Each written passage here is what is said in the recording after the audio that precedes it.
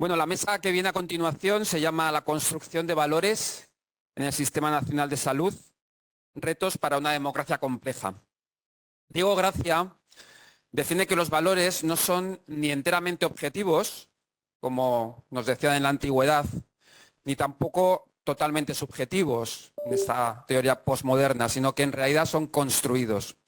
Igual que nuestras percepciones son construidas, algo que José María, que está hoy con nosotros, sabe muy bien, también lo son nuestras estimaciones. A las percepciones, que llamamos hechos, y a las estimaciones, los valores, ambos forman parte de lo que denominamos proyectos, que son las creaciones por autonomasia de la mente humana, como los llama Diego Gracia. En cuanto llevamos a la práctica el proyecto, añadimos valor a los hechos y se objetivan los valores. Este depósito objetivo de valores es lo que constituye la cultura, o la también llamada civilización. Construir, por tanto, o destruir valores no es una opción y por eso más vale que aprendamos a hacerlo bien. Somos herederos de las decisiones de valor de los que nos precedieron, de los que iniciaron los proyectos que cosen nuestra sociedad actual, y es a través de nuestras decisiones que enriquecemos o empobrecemos ese depósito de valores. El Sistema Nacional de Salud es sin duda uno de los proyectos más civilizados de nuestra democracia y en su construcción hemos ido actualizando valores, pensando sobre ellos, pensar sobre ellos es el objetivo de esta mesa. En esta mesa vamos a intentar aportar reflexiones sobre los valores que han cimentado el proyecto del Sistema Nacional de Salud, pero también sobre los que es necesario objetivar en los próximos tiempos. Vamos a intentar dar pistas sobre estos valores desde una concepción política amplia. Nos hablará Beatriz, ahora os presentaré a los ponentes. Los valores institucionales, nos hablará José María sobre la gobernanza y los valores de una práctica asistencial con una visión de futuro que nos hablará Tania. Hemos cambiado el orden un poquito en consenso con los ponentes de lo que viene en el programa. En primer lugar hablará Beatriz, que tiene un enfoque más sistémico, luego José María, que va a hablar de las organizaciones, y luego Tania, que tendrá una perspectiva un poquito más asistencial y de salud pública. Os voy a presentar a cada ponente en el momento en que van a hacer su exposición. Tenemos el inmenso placer, yo le agradezco muchísimo el esfuerzo que ha hecho porque ha venido de Canarias, de tener con nosotros a Beatriz González López Valcárcel. Ella es catedrática de Economía y métodos cuantitativos de la Universidad de Las Palmas de Gran Canaria. Es investigadora de recursos humanos y de tecnologías sanitarias, de productos farmacéuticos y de economía de la salud pública. Es consultora internacional y profesora visitante de universidades tan importantes como el MIT de Estados Unidos. Ha sido presidente, líder, por tanto, de casi todas las asociaciones de economía de la salud en España, o que ha tenido relación, y también en Europa, ¿no? Y ha tenido un reconocimiento por parte del Ministerio, que la ha condecorado con la Cruz del Orden Civil de Sanidad. Ha sido nombrada hija adoptiva de su ciudad, de Las Palmas, y también de la isla de Gran Canaria, y es profesora honoris causa de la Universidad de Buenos Aires. Ha publicado muchísimos artículos en revistas científicas, las mejores del mundo, y ahora mismo sigue siendo una referencia como asesora del Comité del Ministerio de Sanidad y también del Consejo Asesor de la AIREF. Su ponencia es la construcción de valores en el Sistema Nacional de Salud, proceso y estado de la cuestión. Cuando quieras, Beatriz.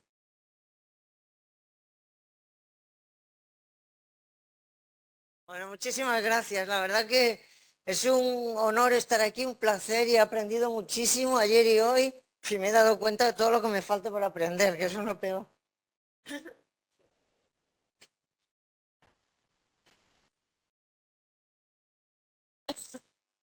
¿Me lo pones? ¿Para que se vea? Ah,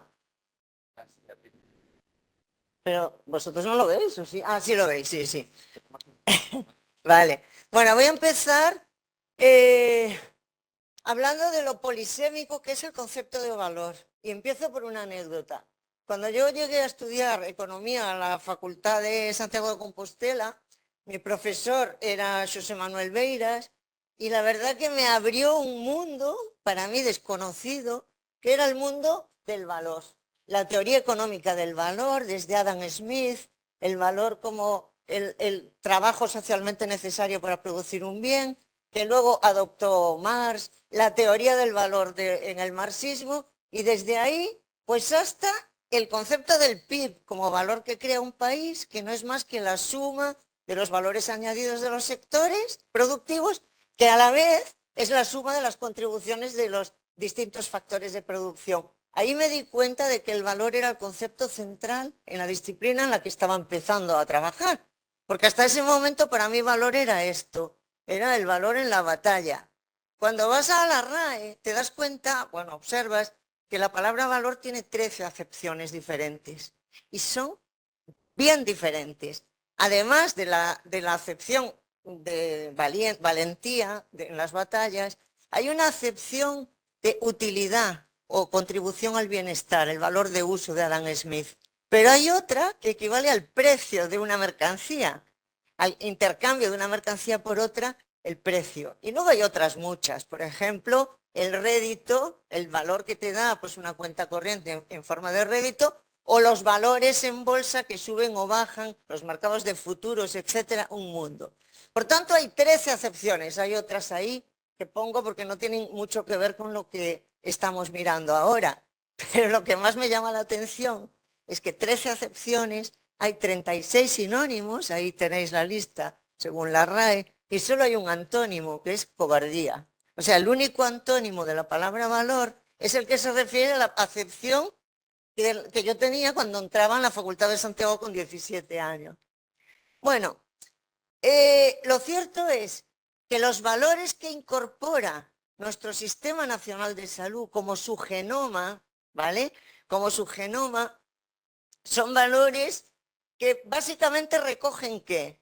Recogen la financiación pública fundamentalmente basada en impuestos, la función pública del aseguramiento, esto es importantísimo, del aseguramiento, ¿vale? Y la cobertura universal independientemente de situaciones personales o espaciales, de renta, raza, etcétera, y por tanto clave está el concepto de equidad como valor en el genoma de nuestro sistema de salud. Está cambiando este genoma, vamos a verlo en la intervención, ¿vale?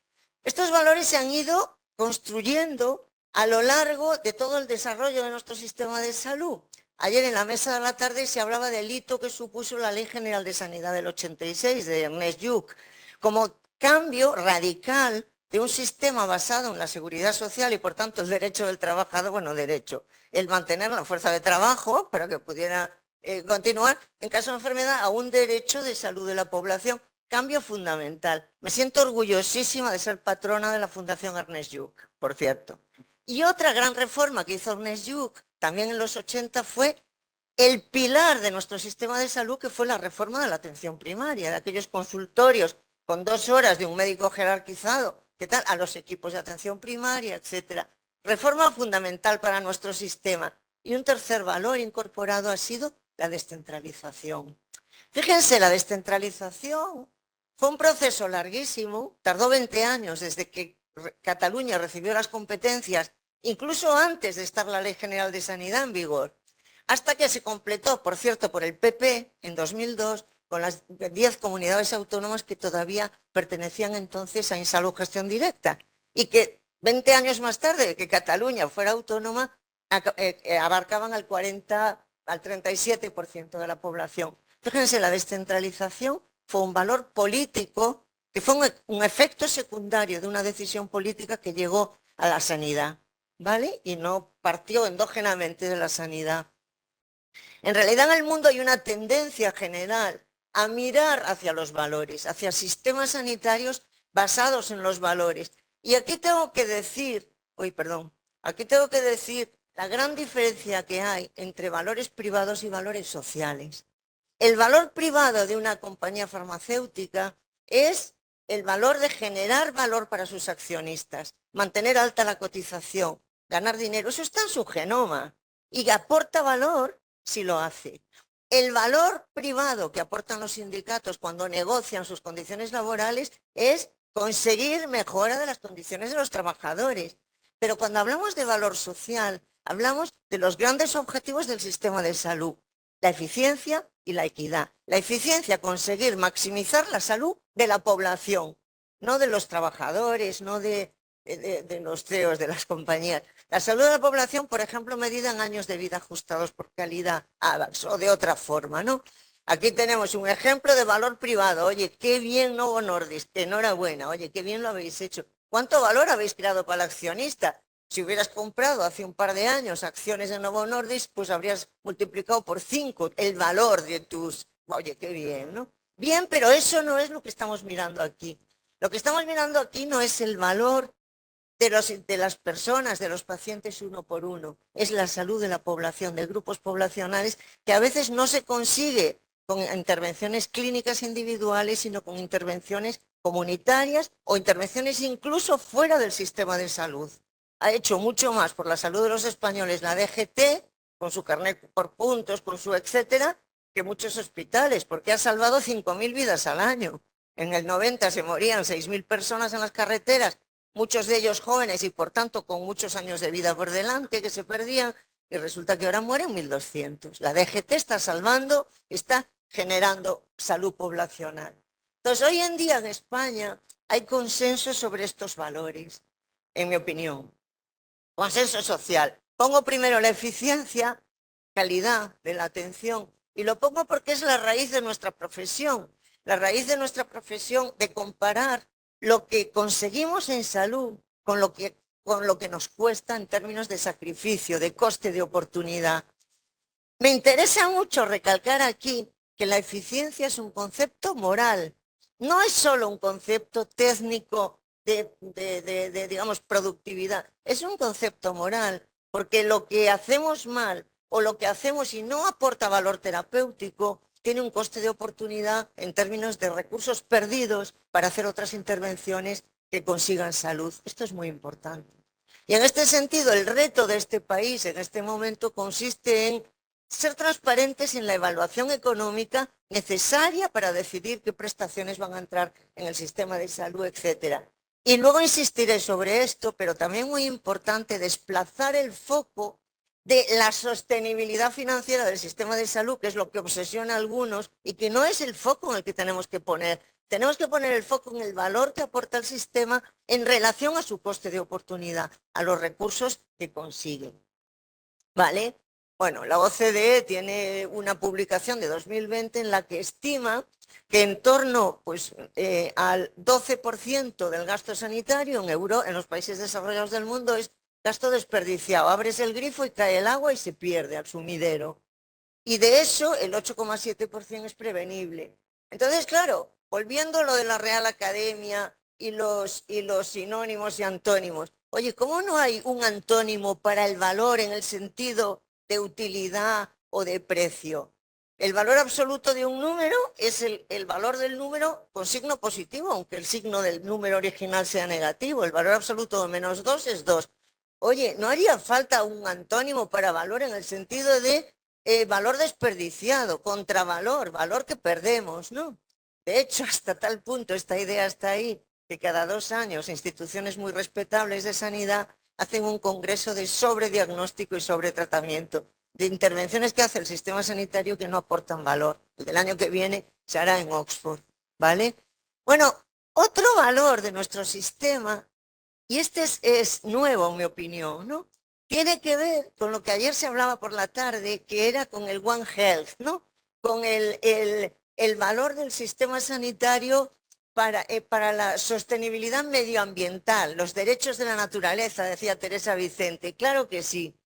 Hay una publicación de un proyecto de 2022 del BBVA que constata que los españoles hemos transicionado hacia este tipo de valores reconocidos. El valor de la naturaleza, pues digamos, no tan materialista y sí como un recurso de todos, pues que tiene hasta sus derechos, ¿no? O el concepto de que los animales tienen dignidad, tienen entidad moral y que ya está bien de especiecismo. Especiecismo significa que el ser humano tiene primacía sobre el resto de las especies y entonces esto se acabó, ¿no? No hay que ser especiecistas. Bueno, vamos un paso más allá y me voy al New York Times, que que a finales de 2023 saca este artículo súper interesante donde cuentan el cumpleaños de Elon Musk en 2015, cuando cumplía 40 años. Hizo un fiestorro en California, invitó a sus colegas, entre ellos invitó al CEO de Google en aquel momento, que era Larry Page. Y hubo una conversación a la luz de la hoguera y resulta, y se ponen a hablar de inteligencia artificial, si va a ayudar al mundo o lo va a destruir. Y Elon Musk en aquel momento era reticente, decía, oye, esto es un peligro, ¿vale? Y entonces Larry Page lo acusó de especiecista. Dice, o sea que tú estás defendiendo la primacía del ser humano sobre esas nuevas inteligencias, esos seres que vienen, que tienen tanto derecho como nosotros. De hecho, el futuro ideal sería que estas inteligencias compitan por gestionar los recursos y ganen mejor, ¿vale? Bueno. Y un valor importantísimo del sistema sanitario, por supuesto, es la equidad. Esto es la esencia del genoma del sistema sanitario español, la equidad, ¿vale? La equidad, pues que no voy a detenerme aquí, pero que tiene muchas aristas, que puede interpretarse de muchas maneras, que puede ser equidad definida como equidad de acceso o de utilización o de salud, equidad territorial y equidad entre grupos sociales. No voy a pararme aquí para no perder mucho tiempo. Lo que sí me interesa es hablar del trade-off, del conflicto que puede surgir entre eficiencia y equidad, los dos grandes valores del sistema. Imagínense que esta es la situación inicial. Los pobres tienen un nivel de salud marcado por la línea de abajo, por el rectángulo de abajo, y los ricos están allá arriba, ¿vale? Hombre, hay un problema de desigualdad injusta social en salud, evidente. Hay un problema de equidad, claro. Entonces, la solución es esta. La solución es mejorar la desigualdad en la distribución de salud a costa de crear antivalor, de bajar la salud de los ricos. Obviamente, la equidad, si la mides, va a salir beneficiada, pero claro, el objetivo es este. El objetivo es mejorar la equidad, pero sin perjudicar la eficiencia. A veces es inevitable renunciar a un poco de eficiencia para conseguir un poco más de equidad. Por ejemplo, el Hospital del Hierro no tendría sentido si no fuera por equidad. Es ineficiente. Oye, 7.000 habitantes y tiene todos los servicios, cirugía, todos los laboratorios. Oye, es ineficiente. Ese dinero se podría poner mucho más, digamos, eficientemente pues en otro programa de salud que ganara más AVAX. Pero es un criterio de equidad. Y un criterio de equidad está detrás también de muchas decisiones de gratuidad en nuestro sistema de salud, de evitar los copagos, etcétera. Bueno, en esto no voy a entrar, pero que un poco la idea de que se puede priorizar por motivos de equidad o también por motivos de eficiencia, es decir, que la sociedad valore más los AVAX ganados en unos grupos de población respecto a otros y que, por tanto, por ejemplo, las listas de espera no se prioricen como hasta ahora con el criterio FIFO, primero que entra, primero que sale, sino incorporando criterios de prioridad valorados por la sociedad, que tienen que ver con la gravedad o con situaciones personales, ¿no? Bueno, y el último gran valor incorporado en el consenso, este es nuevo. Fíjate, parece mentira, pero es relativamente nuevo. No tiene más allá de 10, 15 años, que es, oye, incorporar la perspectiva del paciente. Vamos a ver, a un paciente varón que tenga hiperplasia de próstata, ¿qué le importa? ¿El PSA, que es lo que le importa al médico, el nivel del analítico del PSA? ¿O lo que le importa son sus síntomas, cuántas veces se levanta al baño, cómo se encuentra? Hombre, el PSA le da igual, pero el PSA es lo que dictamina la actuación médica, ¿vale? Y lo mismo, lo que le importa muchísimo al paciente es, por ejemplo, no tener que ir 40 veces al hospital para 40 cosas diferentes y le interesaría que se concentraran en un día. O al paciente le importa muchísimo que cuando está ingresado el médico que vaya por la mañana a verlo sepa su nombre, haya hablado con él y sea siempre el mismo y no llegue cada día el médico que está de guardia. Estos son PROM. ¿Qué es eso de PROM?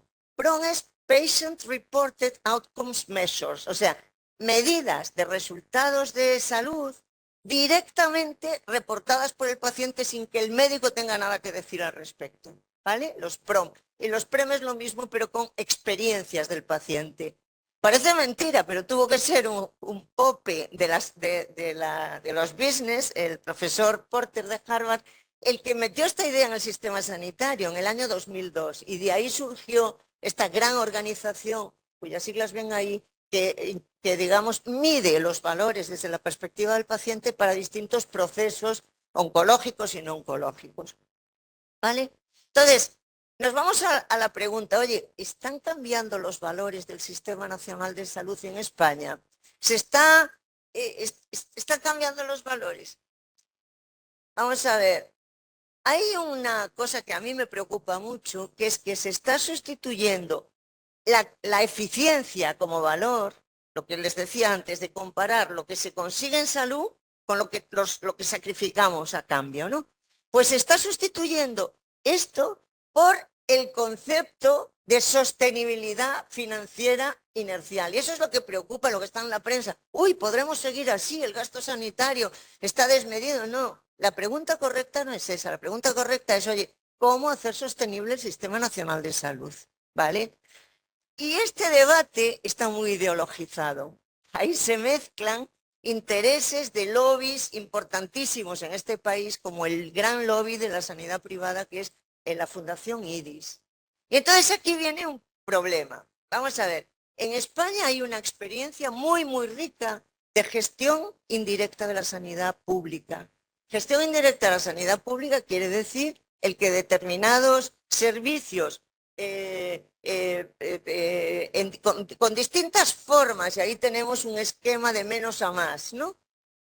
Son gestionados por terceros. Eso incluye, por ejemplo, desde la construcción por una UTE o una empresa privada de un hospital y luego una concesión a 50 años de explotarlo, la externalización de servicios generales, seguridad, limpieza, mantenimiento, tal y cual. Desde ahí hasta el otro extremo que está arriba, que es el externalizar en una concesionaria, por ejemplo, modelo Alcira, que ahora está en reversión, pero para algunos departamentos de salud, incluso externalizando los servicios sociosanitarios. Bueno, aquí lo importante es que nos demos cuenta de que en realidad la gestión directa o indirecta de la sanidad es secundario, no forma parte del genoma. Ahora mismo está abierto hasta el día 28 el plazo para hacer aportaciones al anteproyecto de una ley que se va a llamar Ley de Gestión Pública y Integralidad del Sistema Nacional de Salud. Y esta ley es muy política y políticamente lo que hace es cargarse la gestión indirecta de la sanidad pública, que no es el foco, no debería serlo, ¿vale? Entonces, nuestro genoma, decíamos, la gestión indirecta de la sanidad pública en realidad no es parte del genoma, es fenotipo del sistema de salud, pero no es genotipo. Entonces, ¿qué está pasando con nuestro genotipo? Sí que me preocupa algo, que es el hecho de que estamos... ¿Sabes qué pasa? Sí. A ver, decíamos financiación pública. Financiación pública, estamos 15 puntos por debajo de Alemania y no digamos de los países nórdicos. Tenemos casi un 30% de financiación privada. Y esto sí que es un poco problemático, ¿no? Y esta financiación, no provisión, privada, en gran parte es en forma de aseguramiento voluntario privado. Y este aseguramiento voluntario privado hay muchísima evidencia de que discrimina muchísimo por renta, discrimina muchísimo por condición socioeconómica, entre rural y urbano, etcétera. Es decir, que lo que estamos teniendo es que para algunos ciudadanos el aseguramiento público es residual.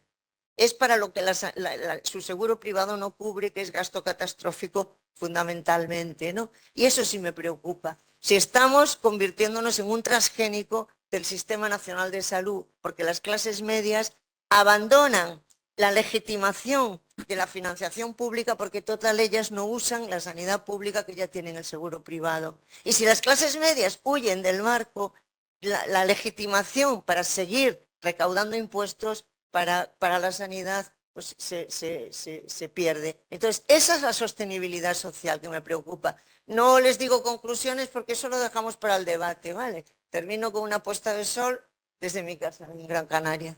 Muchas gracias.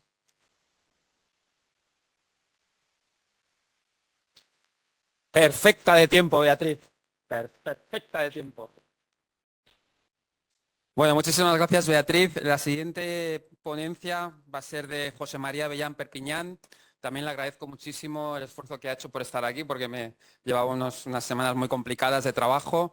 Eres catedrático de Economía Aplicada de la Universidad de Murcia, es investigador en evaluación de tecnologías sanitarias y en economía del comportamiento.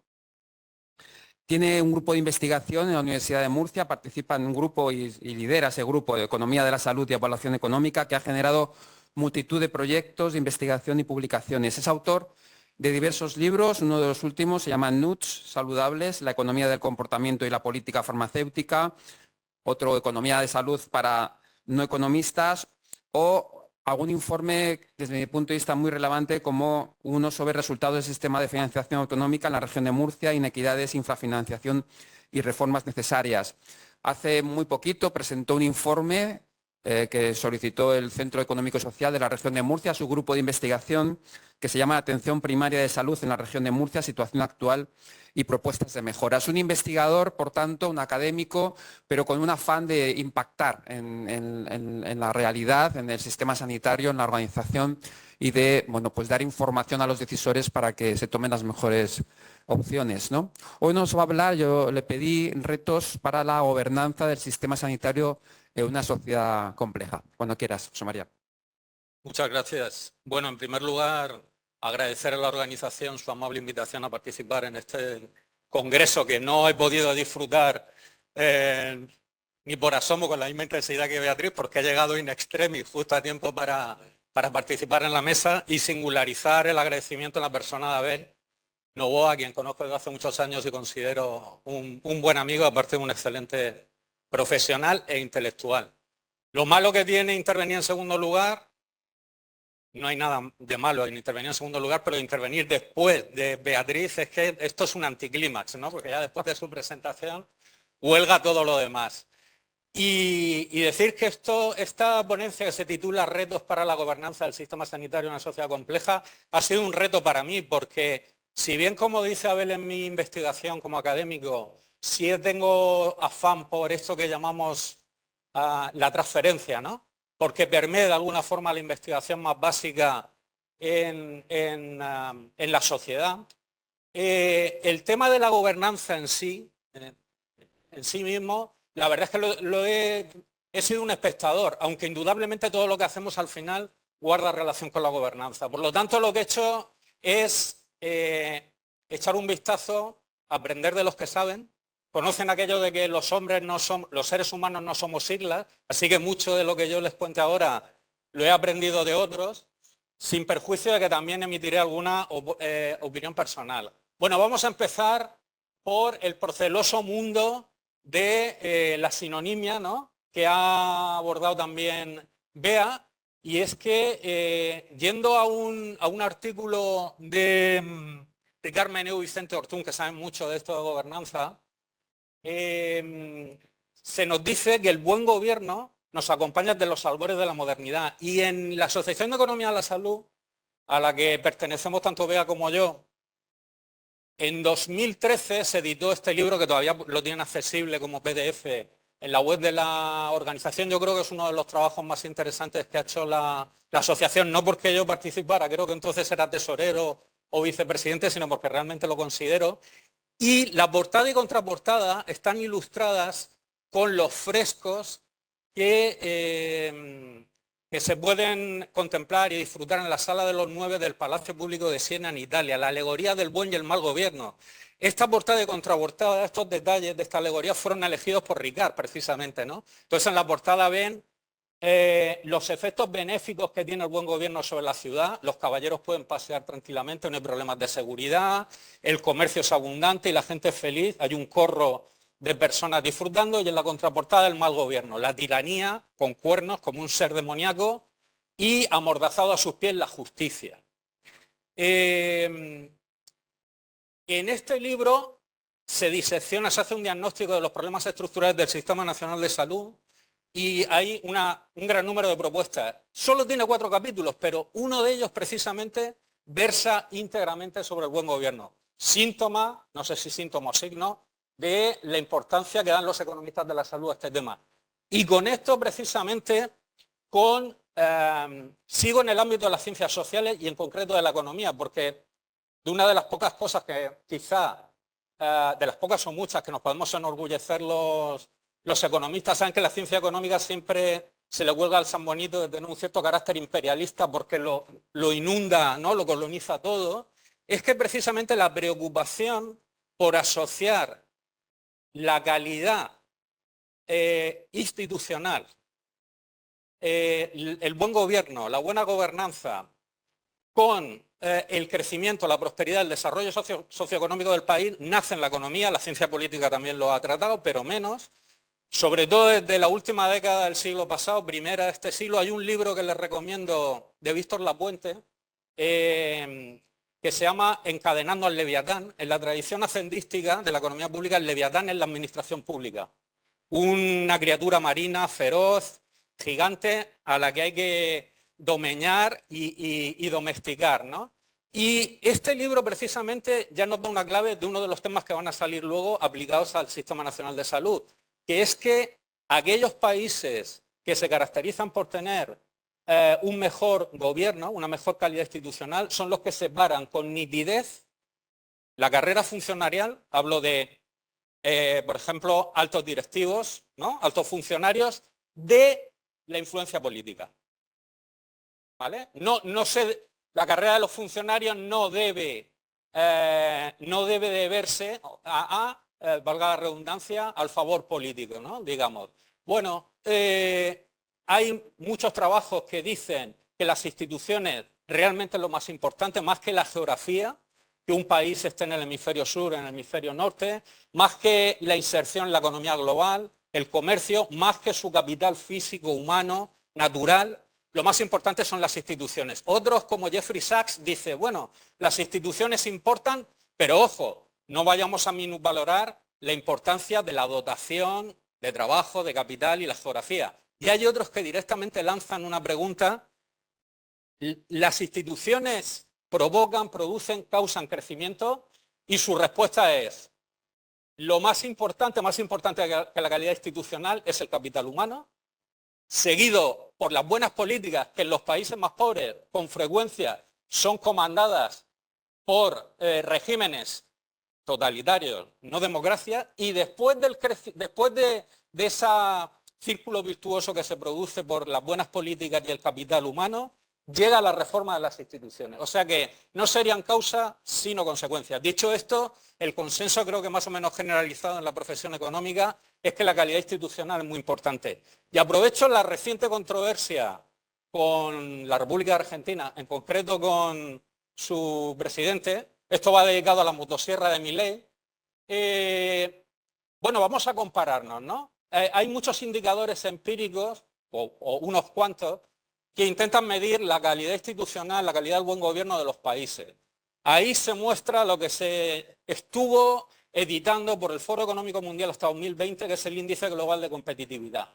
Es un índice que combina distintos pilares, distintas dimensiones, y como ven, en azul está...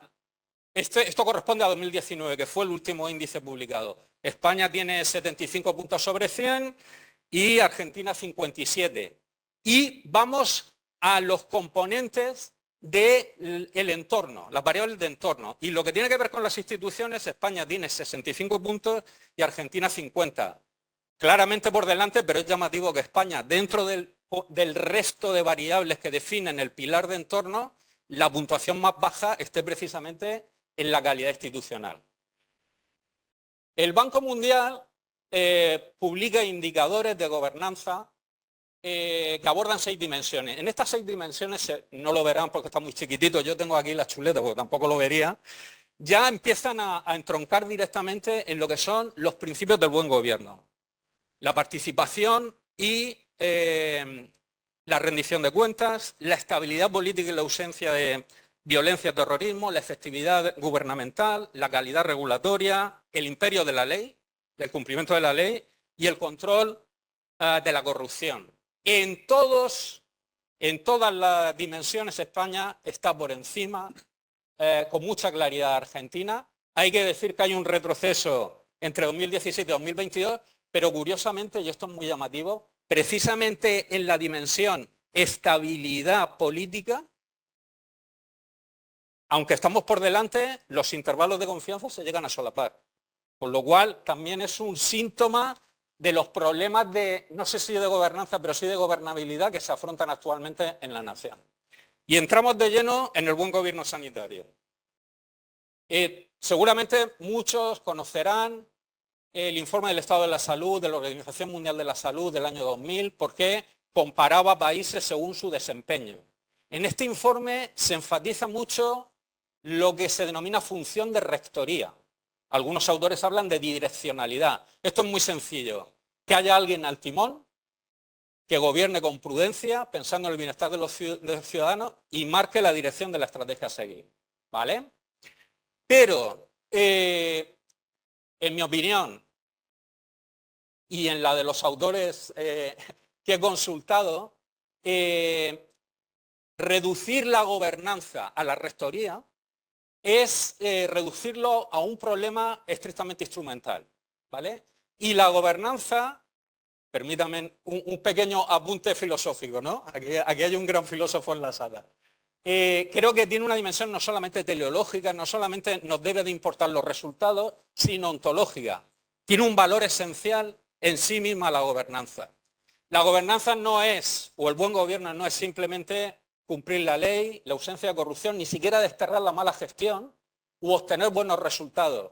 El énfasis se debe situar en el proceso, un proceso de toma de decisiones a todos los niveles basado en reglas consensuadas sobre transparencia, rendición de cuentas, responsabilidad, obediencia a códigos de conducta. Esto me recuerda esta distinción, ¿no?, entre resultado, proceso, lo teleológico y lo ontológico, a un artículo reciente de Adela Cortina, donde dice, no es lo mismo democracia agregativa que democracia deliberativa, democracia agregativa, con lo que estoy completamente de acuerdo.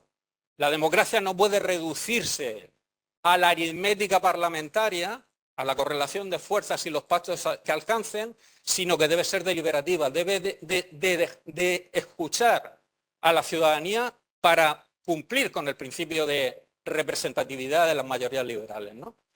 ¿Cuál sería la anatomía del buen gobierno sanitario? El Consejo de Europa en 2012 formula una recomendación a los Estados miembros de la Unión Europea y les pide que impulsen medidas e iniciativas de buen gobierno basadas en este marco conceptual que ven ahí. El buen gobierno se sustenta en unos valores fundamentales a los que ha aludido Beatriz, el respeto a los derechos humanos, el respeto al imperio de la ley y la democracia, que se facilitan por medio de unos principios, la equidad, el marco organizativo, la integridad, la participación, la rendición de cuentas, la transparencia, y de eso se derivan los resultados del buen gobierno, lo que debemos esperar del buen gobierno, capacidad de respuesta del sistema ante las necesidades de los ciudadanos, efectividad, que no es lo mismo que eficiencia, conseguir en resultados de salud, efectividad, pero conseguirlo de una forma rentable socialmente, con un buen balance entre los recursos que invertimos y la salud que generamos, eficiencia, calidad y por supuesto que el sistema sea sostenible. La premisa de este marco conceptual es que el buen gobierno genera mejores políticas de salud, mejor gestión de las organizaciones y, descendiendo a lo micro, mejor práctica clínica. Y yo, ¿cómo voy de tiempo, Abel? ¿Cuánto me queda? 8 minutos, vale. Voy a hacer un popurrí o un medley, según sean más o menos modernos. Aquí, como Abel le da mucho a la... Iba a decir a la guitarra y al canto.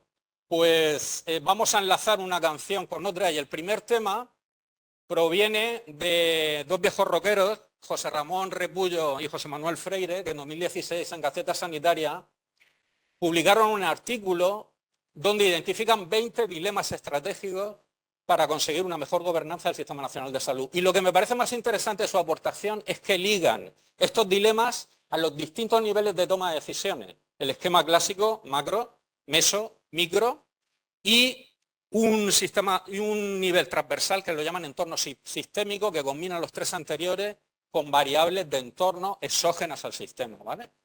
Bueno, son 20, son muchas y difíciles de leer, evidentemente. Yo solamente voy, como tengo poco tiempo, voy a decir una de cada, ¿no? Por ejemplo, en primer lugar, en lo que tiene que ver con los macrosistemas, cobertura y financiación. La pregunta central es ¿cómo podemos garantizar la prevalencia del derecho constitucional a la protección de la salud? ¿Cómo podemos garantizar la universalidad? Eso que está en el genoma, en el ADN del sistema. No solamente normativa, no solamente legislativamente, sino también financieramente, ¿vale? Esta sería una característica. En lo que tiene que ver con la gestión meso, la gobernanza de la atención sanitaria en red. ¿Cómo podemos integrar eficazmente los servicios clínicos, sociosanitarios y desplegar todo el potencial transformador que tiene la atención primaria en las comunidades autónomas? Esta sería una pregunta que tiene que ver con la gobernanza en la atención sanitaria en red. Micro, la gobernanza clínica. ¿Cómo podemos recuperar eso que en la década de los 90 conoció un momento de apogeo y luego ha ido languideciendo, que es lo que llamamos gestión clínica? Gestión clínica es cualquier iniciativa de reforma o reorganización organizativa que involucre al profesional sanitario en la gestión de los recursos que está empleando de hecho en la práctica clínica. ¿Cómo podemos hacer eso? Y en el entorno sistémico, ¿cómo reducir los conflictos de intereses entre el ejercicio público y privado de la atención sanitaria? Ahí están las preguntas. Pasemos a la Comisión para la Reconstrucción Social y Económica. Las conclusiones del bloque de Sanidad y Salud Pública fueron aprobados el 22 de julio de 2022, si no recuerdo mal. Bea es una de las expertas que compareció en el grupo de trabajo de Sanidad y Salud Pública, y tras este bloque fue aprobado por gran mayoría, 255 votos a favor, 83 en contra y 3 abstenciones, creo recordar. El bloque, por cierto, de política social y cuidados no fue aprobado, y las conclusiones para la reforma de la reconstrucción social económica, para la reconstrucción social y económica en la nación quedaron reducidas a sanidad y salud, a reforma económica y a Unión Europea, ¿vale? Bueno, pues tras incluir las enmiendas, que se incluyeron 9 enmiendas en este bloque, yo he contado como 87 propuestas que luego a su vez están divididas en acciones, ¿vale? Uno de los temas que aborda este primer bloque, como ven, es la gobernanza, ¿vale? Y ahí se hacen 7 propuestas. Reafirmar los valores y principios del Sistema Nacional de Salud. ¿Cómo? Mediante modificaciones legislativas, normativas, reglamentarias. En eso está el Ministerio. Proyecto de ley de universalidad que fue aprobado por el Consejo de Ministros el 14 de mayo y al que luego haré referencia si tengo tiempo. Eso sería un ejemplo. Incorporar a todos los niveles del Sistema Nacional de Salud principios e instrumentos de buena gobernanza. Esto pasaría, por ejemplo, por la creación de órganos colegiados en todos los centros sanitarios que disponen de presupuesto propio. Órganos colegiados, llamémoslo Junta, Consejo de Gobierno, de Administración, que velen, guíen por las decisiones, el quehacer cotidiano de los gestores, dando participación a ciudadanos expertos, a organizaciones, sociedades científicas, incluso corporaciones locales. Rediseñar una nueva arquitectura, ¿vale? Institucional para el conjunto del Sistema Nacional de Salud. Aquí, por ejemplo, dotar de competencias reformadas al Consejo Interterritorial del Sistema Nacional de Salud. ¿Se acuerdan durante la pandemia de esto que se intentó hacer de la cogobernanza para ir gestionando las desescaladas y que fue un relativo fiasco en más de una y de 2 ocasiones, que luego pagamos con rebrotes, ¿no? Bueno, pues se trataría un poco de convertir el Consejo Interterritorial realmente en un órgano de coordinación eficaz entre la Administración Central y las comunidades autónomas. Reforzar el Ministerio de Sanidad, sobre todo en funciones horizontales. Aquí es muy importante lo que tiene que ver con la evaluación de políticas y de tecnologías. Actualizar la legislación sanitaria, crear una comisión o grupo de trabajo parlamentario que siga la implementación de estas propuestas, que no se vea si tú tienes conocimiento que se haya creado, imagino que no. Y una cosa importante para mejorar la gobernanza del Sistema Nacional de Salud, etcétera, crear la anhelada, la deseada Agencia Estatal de Salud Pública, que el entonces ministro Salvador Illa en 2021 anunció que se iba a crear.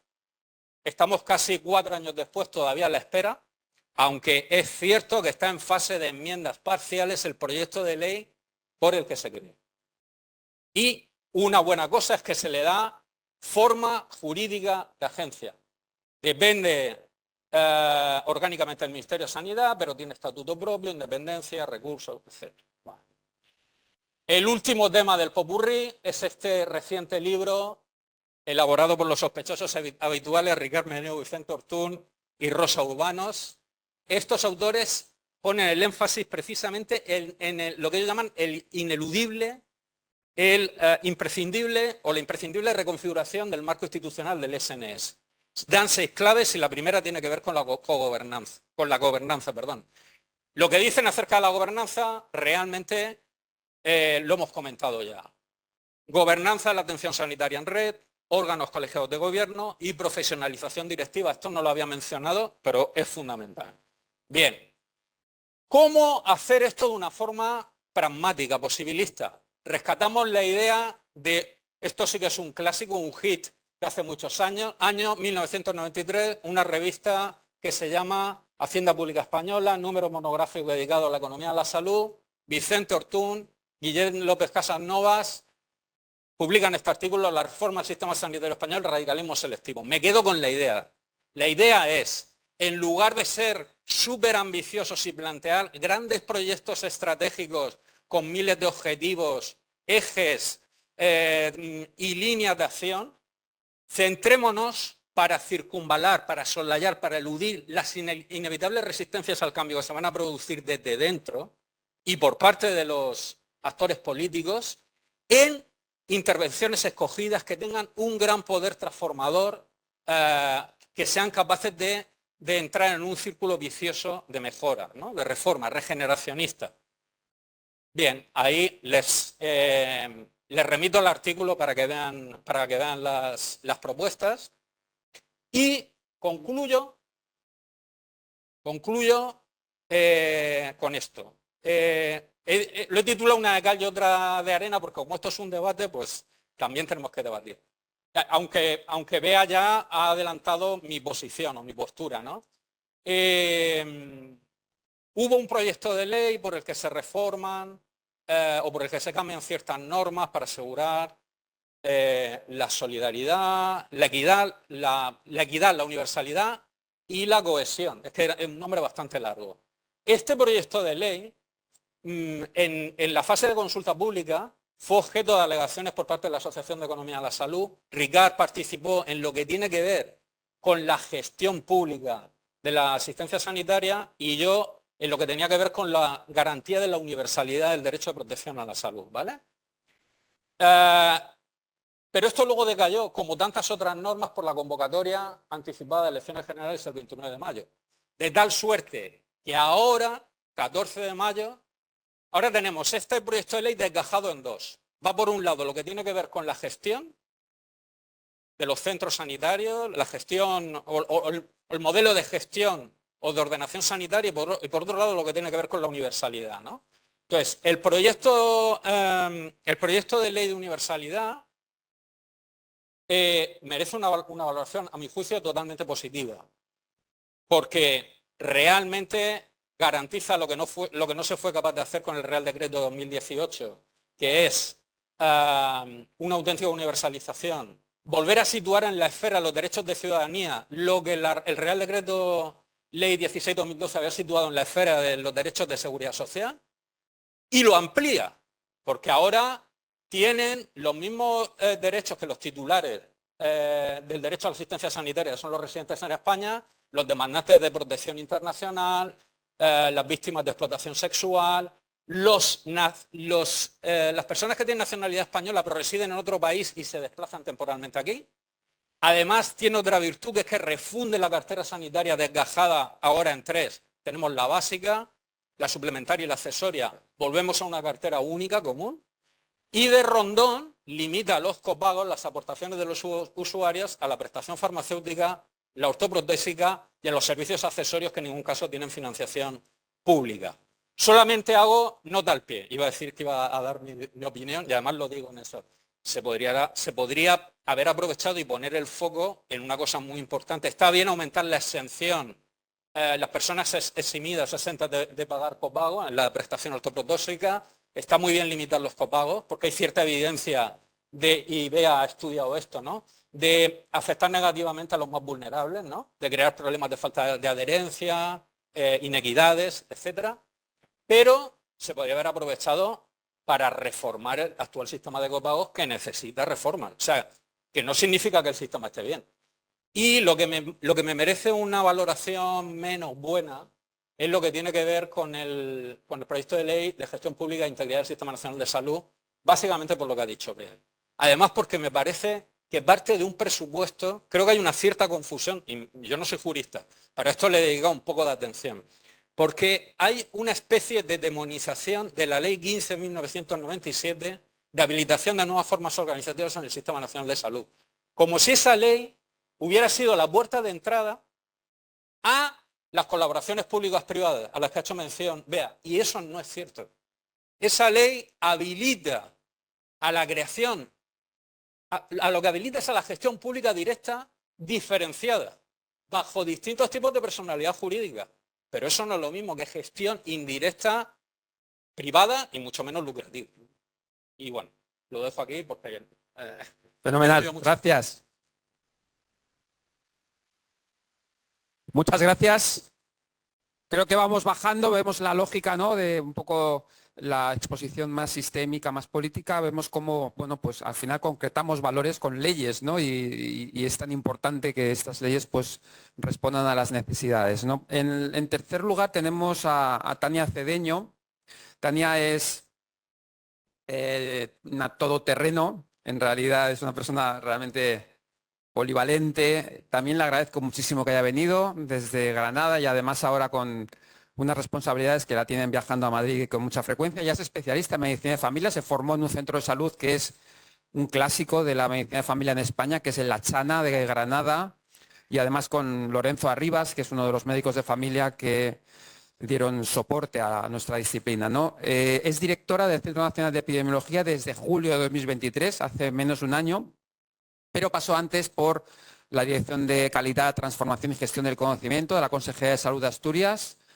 Previamente tuvo otros cargos de gestión y también ha trabajado en la asistencia, en urgencias y en atención primaria. Ella ahora dirige un centro que precisamente se dedica a investigar estudios epidemiológicos, a vigilancia de la salud pública en relación con enfermedades crónicas y también transmisibles. Gestiona la Red Nacional de Vigilancia Epidemiológica e investiga y genera información sobre enfermedades de declaración obligatoria. Le pedimos que hablara con esta visión, ¿no?, que tiene privilegiada desde su experiencia y también desde sus responsabilidades, cuáles son los retos para la salud en un futuro incierto que tenemos ahora mismo en España. Cuando quieras, Tania. Bueno, muchas gracias, Abel. La verdad que José María decía que hablar el segundo, pero es que yo voy a hablar la tercera, ¿vale? Después de Beatriz, después de José María, bueno, pues aquí vengo yo soy médico de familia ante todo, soy asistencial, esté donde esté, y cuando Abel me dijo, tienes que venir a una mesa donde va a estar Bea, donde está José María, dije, no, yo soy súper pequeña, yo ¿qué voy a aportar aquí? Te necesitamos, bueno, aquí estoy. Gracias, Abel, gracias a la organización. Nada, voy a dar una breve pincelada de dónde estamos, la salud, y es en un futuro incierto porque tenemos muchos frentes, ¿no? Y subtitulado El tiempo, lo soñado y lo real del maestro Lapido, que aquí tiene muchos seguidores. Pasamos, me lo dijo, y te pones y dices, vamos a hacer la salud desde el punto de vista global, mundial, un folio blanco, ¿no? ¿Qué hacemos? Nada, le di a la cabeza y vi, bueno, podemos hablar del impacto del cambio climático en la salud, el envejecimiento, la cronicidad, el tema de la inteligencia artificial, las nuevas tecnologías, la medicina de precisión, las nuevas formas de relación, cómo nos afecta la salud, las desigualdades, las guerras, los extremismos y cómo el desmantelamiento del sistema sanitario público, o cómo qué está pasando, ¿no? A mí eso no me encaja, pero bueno, vamos a intentar entre todos a ver cómo podemos encajarlo. Con respecto al cambio climático, bueno, ya el grupo de expertos de Lancet lo ha sacado el otro día y ya lo está diciendo, que el cambio climático está afectando negativamente a la salud, en temas respiratorios, en temas cardiovasculares, que antes no se veía, la alergia, bueno, afecta y está afectando a la salud de la población, ¿no? De forma desigual, ¿no? Está relacionado con las olas de calor, también afecta desde el punto de vista económico, que baja el PIB de las zonas donde hay más olas de calor, la exposición hace que de esas olas de calor hace que haya más incendios, más contaminación, más sequía, hay una inseguridad alimentaria, hay zonas donde se cultivaba, lo diréis, en esta zona del sur, ¿no? Y ahora ya no se puede. Las mujeres tienen mayor riesgo de mortalidad relacionada con el calor, las personas vulnerables, en entornos de desigualdades también, y ojito, porque tenemos un aumento de enfermedades infecciosas sensibles al cambio climático, como podemos decir, esta foto es del verano pasado, del virus del Nilo Occidental, ¿no? Del West Nile, que lo estamos viendo y está afectando a zonas de Levante, algunas, y en la zona de Huelva y de las Marismas, ¿no? ¿Qué vamos a decir de los nuevos retos y enfermedades emergentes? La OMS dice que no estamos preparados para una nueva pandemia, gracias. Y tendremos que ir dándole la vuelta a una ética ambiental, ¿no? Tenemos que trabajar de forma responsable, intergeneracionalmente y trabajar hacia una justicia distributiva, a ver qué vamos a dejar, ¿no? Con el tema del cambio climático. Y esa visión One Health que tenemos que tener para ir mejorando, porque todo afecta a la salud de la población. Otro reto, envejecimiento y cronicidad. Son datos de España, ¿no? Hay más defunciones que nacimientos. Mira cómo está la pirámide, ¿no? Hay enfermedades crónicas. Tenemos que trabajar por una equidad en el acceso a los cuidados de larga duración y de calidad, ¿no? Hay que tomar decisiones teniendo en cuenta la autonomía del paciente y tenemos que hacer una distribución justa de entre generaciones. Bueno, eso necesita una innovación social y organizativa, en temas de una atención integral a la cronicidad, abordando muchos factores en el medio comunitario y la necesidad de más recursos, no solo que sea en el ámbito del sistema sanitario de la salud, es mucho más lo que necesitamos para abordar esto.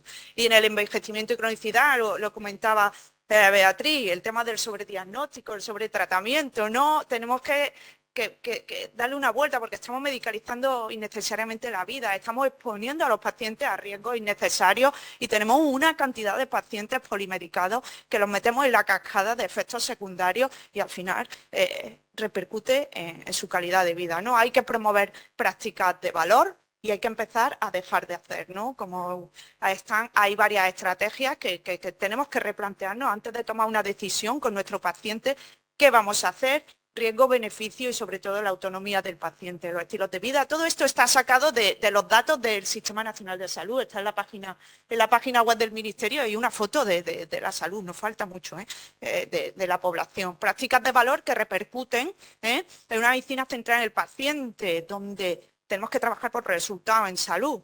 Entonces, tenemos que hacer también una prioridad en la asignación de recursos, cuidados paliativos versus tratamientos más agresivos, hacia dónde vamos, ¿no? Y prácticas que realmente evalúen y vean que repercuten los resultados en salud. Tenemos el plan del uso prudente de antibióticos, tenemos el ATLAS de variabilidad en la práctica clínica del equipo de Aragón, que yo lo tendría como padre nuestro en el ministerio para saber por qué se están haciendo, por qué hay esa variabilidad en la práctica clínica. Y trabajar con los clínicos y explicárselo. Hay muchos clínicos que no saben que existen estos documentos, ¿no? Y incluir la opinión del paciente, los prompts, hay que implementarlo en la práctica clínica porque son los pacientes, es su vida y tenemos que contar con ellos. Entonces, tenemos que hacer políticas inclusivas y equitativas y sobre todo enfocarlo en la atención primaria y comunitaria, que es el eje y la base del sistema sanitario. Inteligencia artificial y nuevas tecnologías. Madre mía, que todos los días tenemos un artículo sobre cualquier especialidad sanitaria que ha hecho un estudio de inteligencia artificial versus los médicos, versus las enfermeras, versus todos los días. Entonces son sistemas, ¿no?, de apoyo a decisiones clínicas que parece que nos van a traer la revolución. En algunos sitios dicen la cuarta revolución industrial. Bueno, vamos a ir poco a poco, ¿no? Son muchos datos, parece que es eficiente porque lo analiza de forma muy rápida, te pueden crear modelos predictivos y mejora, ¿no?, la precisión diagnóstica y la eficiencia del tratamiento, eso están diciendo, pero que sepáis, bueno, que ya la inteligencia artificial viene de 1956, ¿eh? Es que unos dicen Joseph y otros dicen John McCarthy, ¿eh? Y una disciplina académica en el ámbito de la ingeniería informática. Entonces, vamos a ir cuidado a ver esto por dónde sale. La OMS ha tenido que pronunciarse, ¿no? Y ha dicho que, oye, los principios éticos, ¿dónde están? Hay que proteger la autonomía humana, hay que promover el bienestar y la seguridad de las personas y el interés público en el uso de la inteligencia artificial. Hay que garantizar la transparencia, la claridad y la inteligibilidad. Es decir, son algoritmos que tienen que ser transparentes y que tienen que ser replicables. Entonces tienen que estar en abierto y tienen que ser compartidos. Hay que promover la responsabilidad y la rendición de cuentas. Es que ha sido la inteligencia artificial la que se ha equivocado en hacer un diagnóstico. Es que la inteligencia artificial no ha hecho ese diagnóstico. Ojo, todavía todo eso y las normativas van un poco por detrás, ¿no? Y hay que garantizar la inclusividad y la equidad y con una capacidad de respuesta que sea sostenible. Estos ordenadores tan rápidos y con esta cantidad y esa capacidad de analizar consumen un montón de energía. Y hay que trabajar porque sean sostenibles. El otro día en un curso que estoy haciendo, ¿no? Bueno, que ya he terminado, bastante bueno, ¿no? De inteligencia artificial decía, ojo, que tenemos que trabajar con los sesgos. Un sesgo te lo reproduce de forma en esos algoritmos exponencialmente. Sesgos desde perspectiva de género, de desigualdades, ojito, ¿eh? Y luego toda la dependencia tecnológica que nos va a crear y la creación de desigualdades también. Entonces, vamos a ir con precaución, no nos estamos negando a esta revolución, a esta cuarta revolución, pero ojito, ¿eh? Porque tenemos que ir andando con pasos firmes. También tenemos el tema de las nuevas tecnologías, el Foro Económico Mundial, la OCDE, todos hablan de la transformación del sistema sanitario, pero, ojo, lo mismo, tenemos que trabajar por la equidad, que todo el mundo tenga acceso a esas nuevas tecnologías, que hagan que nuestro sistema sea sostenible, no que sea un gasto más, que no aporte nada. Hay que trabajar con la seguridad del paciente y hay que dar información de calidad y incorporar opinión del paciente. El paciente lo que quiere es estar bien, le da igual la tecnología que se use y eso hay que incorporarlo. Entonces, necesitamos un contexto político adecuado que regule eso y sobre todo necesitamos que no haya conflictos de interés a la hora del uso de nuevas tecnologías porque son los nuevos fármacos y hay fármacos y sabemos cómo va todo, ¿no? Y luego la medicina de precisión, ¿no? He puesto medicina de precisión versus personalizada, porque a veces se confunden, ¿no? Y entonces la gente dice personalizada para mí. No, es que es de precisión, que va ahí a la última cadena de ADN, no sé qué, y ahí es problema, ¿no? Eso va a trabajar además con algoritmos complejos basados en inteligencia artificial, con aplicaciones de salud digital y con los biomarcadores, que son las ómicas, ¿no? Las ómicas que ya sabéis que hay proteómicas, genómicas, lipidómicas y un montón de ómicas. Entonces, el futuro que estamos ahí trabajando es que te meten tus resultados fisiológicos con los genómicos, con los estilos de vida, con los factores ambientales y se meten en las herramientas estas de precisión y te van a decir tu riesgo, tu pronóstico. Bueno, vamos a ir poco a poco, yo creo, ¿no? En este tema hay mucha ómica, pero ya están diciendo incluso que, oye, ¿cómo vamos a aplicar esto de forma equitativa? Recuerdo que ayer, creo, ¿no? En El País salía un oncólogo diciendo que sí, va a haber terapias de precisión para un tipo de cáncer, pero ¿quién las va a pagar? Cuidado. Entonces tenemos que ir poco a poco. En la Unión Europea hay grandes proyectos como el de 1 millón, ¿no? 1 millón de genomas que se está trabajando, hay mucho dinero puesto en ellos para el intercambio y lo dicho, ¿no? Tanto la OMS como el Instituto Nacional de Investigación en el Genoma Humano lo está diciendo. Precaución, moderación, la privacidad, el tema de educación de los profesionales sanitarios a la hora de dar la información, ojo con las desigualdades, que haya solidaridad, porque claro, si ponemos todo el paquete de dinero en esta medida de precisión, estamos olvidando otras medidas de promoción y prevención que son mucho más rentables y que están demostradas. Entonces, ¿dónde ponemos el dinero, no? Colaboración internacional y justicia social, que no se nos olvide. Entonces, una cosa que tenemos que plantearnos, y la Sociedad de Oncología lo está diciendo, oye, ¿y la relación médico-paciente? Metemos la medicina de precisión, metemos la inteligencia artificial, le hacemos un pronóstico al paciente, no sé qué. ¿Y quién le explica eso al paciente? Porque la relación médico-paciente es una herramienta vamos, que tiene un valor, como decía Beatriz, incalculable. La confianza. ¿Quién va a dar esa información clara al paciente y la autonomía del paciente? Yo quiero toda la información, quiero saber mi pronóstico y quiero mi riesgo y yo decidiré. Entonces, es muy necesario formar a todos los profesionales y saber que con esta medicina de precisión, como decía esta mañana Margarita, en los medios de comunicación también, que no queremos vender humo y falsas expectativas. Y luego, la nueva forma de relación y sus efectos, ¿no?, en la salud mental. Lo decíamos, cuando está en la asistencia sanitaria, ha cambiado, ¿eh?, la forma de relacionarse de la población y sobre todo en los más jóvenes, ¿no? Estamos con una comunicación digital. En un congreso de Senfi decían, ¿y cómo atendemos lo mismo a un crónico que a un paciente que es un tiktoker, que solo quiere consulta telemedicina y quiere respuestas y no sé qué? Es diferente. Cuesta, ¿no? Y luego, sobre todo, el impacto que tiene esta conexión, interconexión digital diaria con la salud mental, ¿no? Con más ansiedad. Tenemos a la gente bombardeada, que eso afecta a su autoestima porque hay una comparación social, hay acoso, hay ciberacoso.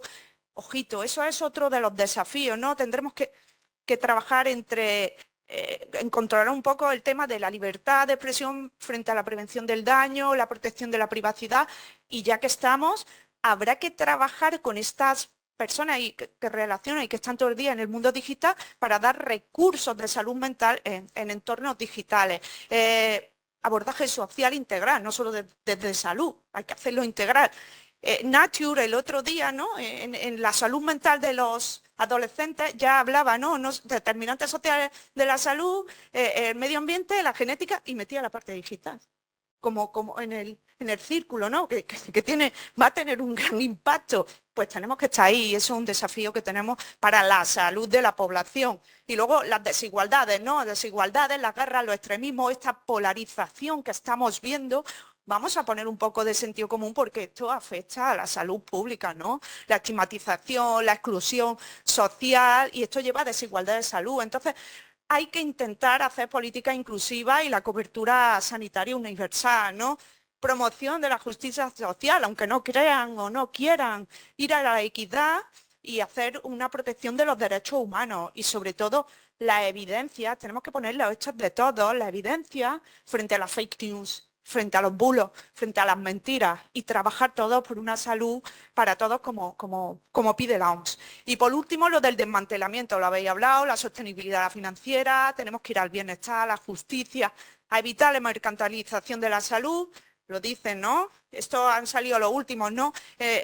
La mejora de la eficiencia muchas veces no permite que haya un igual acceso, ¿no? Estos son de los americanos con el tema del Medicare, ¿no? Las clases sociales desfavorables se quedaban fuera. Y luego lo último de Lancet, ¿no? Que hay una evidencia muy débil en la mejora de la calidad. No podemos basarnos solo en eso, ¿eh? En el tema de la subcontrata, etcétera, etcétera. Y luego el desmantelamiento, ¿no? ¿Qué os voy a contar? Sistema sanitario español, primer nivel asistencial, la primaria, segundo atención hospitalaria, y las claves de la primaria en la salud, en la prevención y la promoción. No os voy a contar más. El impacto que tiene en la reducción de acceso, ojito a las zonas rurales, el tratamiento a los crónicos, la salud mental, a los niños, y la deshumanización de la atención, esa pérdida de la relación médico-paciente, esa longitudinalidad que al final es esencial para un cuidado integral. Luego hacemos planes de humanización. Pero por favor, si es que el primer nivel asistencial lo estamos desmantelando, ¿dónde vamos? Le estamos poniendo parches. No entiendo. Son cosas que os pongo aquí encima de la mesa, ¿no? Reforzar la primaria, recursos humanos estructurales, que os voy a decir que no se haya hablado. Y sobre todo la participación comunitaria. Desde la primaria entramos en la comunidad y conocemos dónde estamos y las necesidades que tienen. Más autonomía para la primaria. Siempre me gusta poner esto, que esto es un compromiso con la sociedad de todos, pacientes, clínicos, gestores, políticos, y al final, cuando esto se acabe, pues todos seremos culpables por no gestionar nuestra parte. Al final nos repercute a todos cuando dicen, no, el de la dirección, no, aquí entramos todos, ¿vale? Y nada, soy primarista, ese cascarón que mantiene el sistema sanitario público en la primaria. y es frágil. Entonces, si no lo cuidamos entre todos, pues puede ser que un día se rompa y nos quedemos sin ese huevo tan necesario como es el sistema sanitario público. Y vuelvo a la conclusión, vuelvo a lo mismo, ¿no? Hay que meter todos los principios bioéticos en esta planificación sanitaria y en la educación de salud para la ciudadanía y para ver hacia dónde vamos con esos retos de futuro.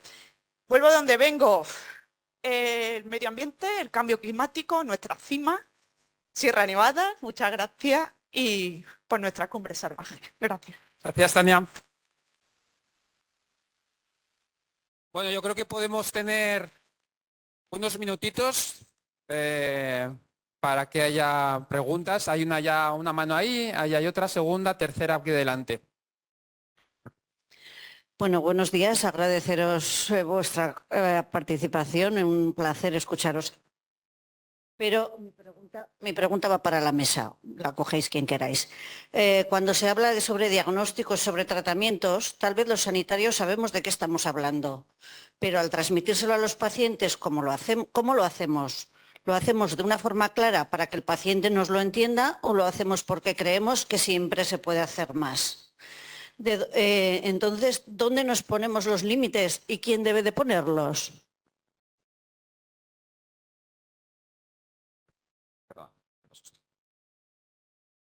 A ver, el tema del sobrediagnóstico, sobre el tratamiento, sobre todo recae en la atención primaria, porque es donde tienes, bueno, se supone, ¿no?, una longitudinalidad y una historia, una correlación de tu paciente y de todos sus antecedentes y todos sus años de vida con calidad. Entonces, es lo que decía antes, esa relación médico-paciente, esa confianza, es donde empiezas a trabajar en el tema del sobrediagnóstico y el sobretratamiento. Cuando tú tienes un polimedicado, te tienes que sentar con él, que normalmente son personas mayores, y con sus familiares, y explicar los riesgos y los beneficios, y llegar a un pacto. Llegar a un pacto de empezar a desprescribir basándonos en evidencias y con los últimos estudios y con la evidencia existente, siempre para no hacer daño. Vamos a eso, a no hacer daño, a los años de vida que tengan, que sean de calidad. Y eso es un pacto que se hace con los pacientes. Por eso te digo, el médico tiene esa necesidad, por lo menos en la consulta yo tenía esa necesidad. Yo cuando veía una lista de 14 fármacos, me sentaba, los citaba y íbamos evaluando qué efectos secundarios podían aparecer, que entrabas en la cascada terapéutica y ponía fármaco para el efecto secundario del efecto secundario del fármaco, y al final es una locura. Muchas veces es mejor sentarse con el paciente, sobre todo con la familia, explicar las necesidades y valorar riesgo-beneficio. Y es lo que te digo, es un pacto y es un pacto de confianza. Y eso se consigue teniendo una longitudinalidad en la consulta, un tiempo y conocer a tus pacientes. ¿Y otra persona ahí? Hola, buenos días. Perdón, quería José María añadir algo, un segundo solo. No muy breve, lo digo para, en cierto modo, descargar de responsabilidad exclusiva la atención primaria. Y esto hablo en primera persona, mi experiencia con mis padres, ¿no? Sobre todo mi padre es súper polimedicado, etcétera, etcétera, etcétera. Muchas veces esto se origina o se agrava por la discontinuidad asistencial que existe en 3 niveles.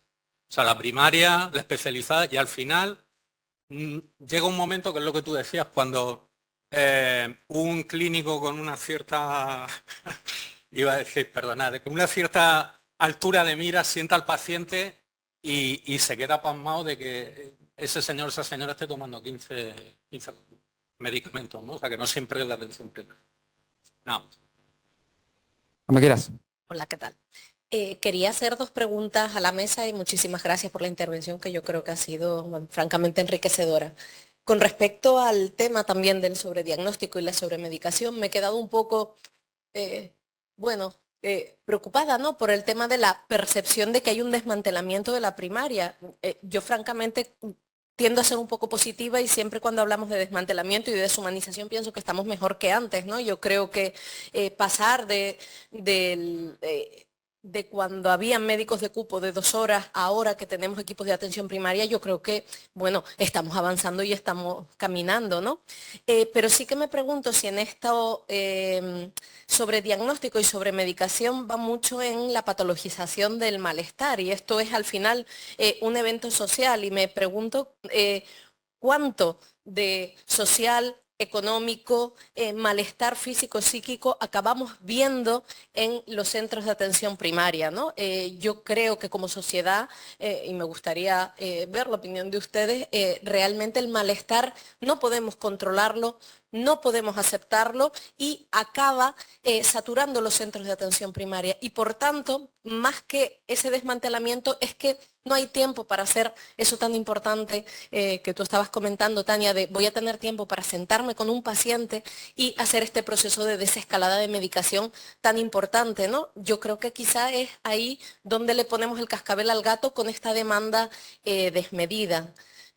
Un poco una pregunta y una reflexión que quería hacer, y otra respecto a, más dirigida a José María y a Beatriz. Cuando Beatriz hablabas de la sostenibilidad, la eficiencia, me pregunto, hablabas de la externalización de ciertos servicios. Yo en mi época de gestión también me pregunté mucho cuánto deficiente era para el sistema sanitario mantener determinados servicios hosteleros, es decir, lavandería, limpieza, etcétera, como parte del propio sistema, o cuánto realmente sería deficiente decir, señores, este no es nuestro negocio, no podemos emplear recursos, nuestro negocio es la salud. Ahí nos encontramos también con muchas resistencias, pero me pregunto también desde el punto de vista ético, porque no deja de ser también el trabajo público al que esos trabajadores, ese pool tan grande de personas que trabajan ahí, pues pueden tener unas mejores condiciones laborales cuando están en el amparo y el paraguas de nuestro sistema. Pero ¿hasta qué punto la sostenibilidad, no? Bueno, me gustaría elevar esta cuestión a la mesa. Muchísimas gracias. Muchas gracias, Beatriz. ¿Se está desmantelando la atención primaria? ¿Cuál es tu opinión? Yo quiero ser optimista como Nati. Y aunque igual es wishful thinking, pero yo veo señales, yo veo señales de optimismo también, ¿no? Por otro lado, lo que ha dicho Tania, lo que dices tú es que es esencial. O sea, un médico de primaria no debe considerar que la agenda es exógena a él o a ella y limitar el número de visitas al día a 25, a 35. Eso es un disparate radical. O sea, el médico tiene la capacidad de gestionar su agenda, de seleccionar al paciente en el que va a aportar valor, quitarse de en medio lo que no aporta valor, que es desperdiciar, abrir el grifo y dejar que el agua, y eso es inmoral y es ineficiente. Y mira, un ejemplo es Tania. Yo le decía ayer, oye, ¿qué haces tú dirigiendo el Centro Nacional de Epidemiología? Vuelve a la consulta, porque es tan escaso, o sea, es un valor tan grande este tipo de médicos de familia, me da pena, me da pena, la verdad, o sea, no. Y luego lo de externalizar, ¿no? Hombre, es evidente que hoy en día el sistema, un hospital público, si tiene estatutarios a los pinches de cocina y a la lavandería, limpieza, a los fogoneros, como dice la ley del 71, es un disparate, porque no se concentra en lo que realmente es su misión y es aportar valor, ¿no? Entonces, no es privatizar, claro. Legítimamente hubo sindicatos que montaron broncas en privatizaciones, perdón. En cambios de hospitales en Granada fue un caso, cuando se creó el Álvaro Cunqueiro en Vigo, Dios mío, manifestaciones en la calle. No hay derecho, privatizan la cocina, Oye, pues sí, porque ahí el bien global debe primar sobre el bien de parte que serían estos trabajadores en la sanidad. El hospital no está para dar empleo, no está para eso, está para curar a la gente, no hay que olvidarlo. Va a comentar algo José María. Sí. Bueno, yo quería, esto en realidad lo he aprendido de Abel, ¿no? Pero, o sea, llevo razón, coincido plenamente con Bea en que la variable focal para nada son los cupos, y de hecho, si nos comparamos internacionalmente, pues estamos muy bien. Y coincido también con ella en que hay que desprenderse de esto que dice Abel, las banalidades, ¿no? Y aportar valor realmente a los pacientes que tienen un problema clínico, ¿no? Lo que pasa es que esto se entremezcla con lo que tú decías de los malestares. Esto es algo que he aprendido. Y es que la gestión de la demanda se ha ido complicando. Hablando de complejidad, ¿no? Que es el lema del Congreso, pues la gestión de la demanda que hace el profesional de primaria se ha ido complicando mucho. Entonces, claro, te puedes encontrar con un perfil de paciente cada vez más frecuente, que a lo mejor no responde exactamente a síntomas estrictamente clínicos, pero se siente mal. Y quizá dejaría de sentirse mal, quiero decir, el modo de abordarlo seguramente sería actuar sobre eso que llamamos los determinantes sociales, ¿no? De la salud. O sea, a lo mejor se siente mal porque tiene un empleo muy precario, porque no es capaz de emanciparse y sigue viviendo en casa de sus padres pese a que tiene 37 años, etcétera, etcétera, etcétera, ¿no? Y claro, eso coloca al médico de primaria en una posición muy difícil, porque esto también lo aprendí de Abel, tampoco está capacitado, nadie le ha enseñado a gestionar eso. Es decir, ¿qué herramientas tienes para hacer esto, ¿no? Entonces, creo que tienes un abordaje sistémico, multifactorial, y eso es responsabilidad de todos, no solamente de primaria, claro. Tania, muy brevemente. Solamente con el tema del tema de la asistencia, la demanda y todo. Como decía Beatriz, la gestión de la agenda es nuestra, no nos la tienen que poner, pero tenemos que conocer la comunidad también. Entonces, ese abordaje integral que hay que hacer de los determinantes sociales, tenemos que pasar consulta con la puerta abierta, atención comunitaria y hacer intercambio con otros agentes, porque esto es una respuesta social y necesita un abordaje social. Hablas con las asociaciones de pacientes, hablas con los ayuntamientos y con otros protagonistas que tienen que ver pues, en todo el abordaje de los determinantes sociales de la salud. Nosotros somos comunidad como médicos de familia y tenemos que estar con nuestros pacientes y saber sus problemas sociales también, no solo médicos. Bueno, vamos a dar una última... Había una mano aquí pedida y yo creo que vamos a dejarlo ya porque vamos con retraso y... Ya lo siento. Buenas. Me he quedado con una frase que ha dicho Beatriz: las clases medias deslegitiman la financiación pública. Yo me considero clase media, soy enfermera, y es cierto que a mi alrededor veo muchísimas personas que contratan un seguro privado, generalmente para pequeños problemas de salud. Cuando el problema se agranda, van o les derivan directamente al sistema público. Mi pregunta es, ¿qué hacemos como FACE? Los profesores, los militares están en la sanidad privada. Luego, eso sí, cuando hay algo gordo se van a la pública. ¿Por qué seguimos sosteniendo esto si son funcionarios públicos? Y luego, por otro lado, en cuanto a el desmantelamiento de la atención primaria, me sigue llamando la atención cómo cada año aumenta el número de plazas sin cubrir en el sistema MIR de familiar y comunitaria. O sea, cada vez hay mayor número de plazas vacantes. ¿El medicocentrismo en la atención primaria hasta cuándo?